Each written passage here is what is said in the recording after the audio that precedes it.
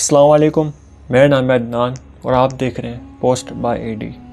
तुर्कुत अलप, जिसे नूरगुल अलप के नाम से भी पहचाना जाता है, आपकी पैदाइश 1200 में हुई और वफ़ात 1323 में हुई।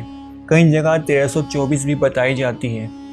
आपका तारुफ सल्तनत उस्मानिया के इब्तिदाई गाजियों में शुमार होता है। आप तुर्की के तारीख के सबसे बड़े जंगजू में से एक थे। आप एक ताहयात दोस्त और लहू भाई भी थे।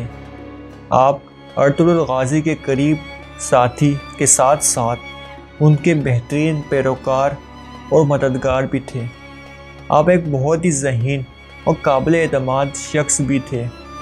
अगरचे आपकी ज़िंदगी के बारे में बहुत कम मालूम हुई हैं, लेकिन ये बात बहुत अच्छी तरह मालूम है कि आप ना सिर्फ एक तारीखी शख्सियत हैं बल्कि एक अजीम लीडर और जंगजू भी हैं जिसे कुल्हाड़ी चलाने में महारत हासिल थी।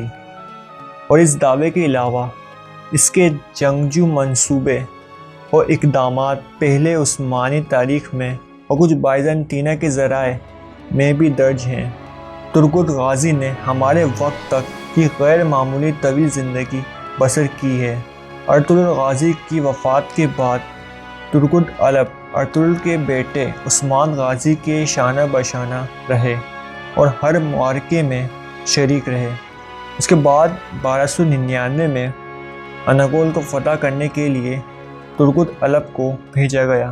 तुर्कुत अलप ने इस शहर को फतह किया और उसके बाद उस्मान गाजी ने वहाँ का गवर्नर बना दिया और वहाँ पे अपनी खिदमत सरअंजाम दी। उस्मान गाजी की वफ़ात के बाद वो बहुत आला उम्र में जहाँ पहुँचे थे। उसके बाद एक जंग के दौरान उन्हें शहीद कर दिया गया। तुर्कुत अलप ने 125 साल तवील ज़िंदगी में अर्तुगरुल गाजी के वफ़ात के बाद उनके बेटे उस्मान गाजी के साथ रहे। उसके बाद उस्मान गाजी के बेटे बुरहान गाजी के साथ काफ़ी जंग लड़ी। 125 साल उम्र में तुर्कुत अलप ने कई जंगें लड़ी और कई काफिरों को जहन्नुम हासिल किया।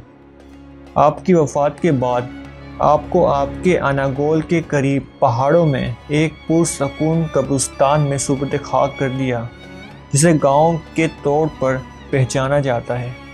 वीडियो पसंद आने की सूरत में हमारा चैनल सब्सक्राइब जरूर कीजिए और साथ बेल आइकन में प्रेस कीजिएगा ताकि आपको नई आने वाली वीडियोस पर वक्त मौसूल हो सके। उम्मीद करता हूँ आपको ये वीडियो ज़रूर पसंद आई होगी। मिलते हैं एक अनदर वीडियो के साथ।